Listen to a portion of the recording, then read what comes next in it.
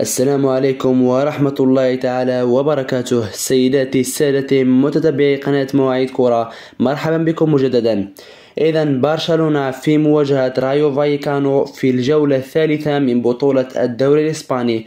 بالنسبة لمعلومات اللقاء، فستقام مباراة في ملعب تيريزا ريفيرو، وستنقل على قناة بين سبورت 1 بلسان المعلق حسن العيدروس.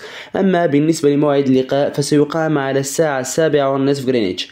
إذا بالنسبة لفريق رايو فايكانو، في آخر 5 لقاءات فاز في 4 مباريات وخسر في مباراة واحدة. وبالنسبة لفريق برشلونة ففاز في 5 مباريات متتالية.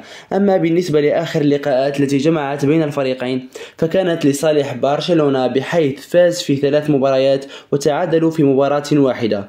رجوعا إلى ترتيب الدوري، فبرشلونة يحتل الرتبة الثالثة بعد ريال مدريد وفياريال، أما ريال فايكانو فيحتل الرتبة 11.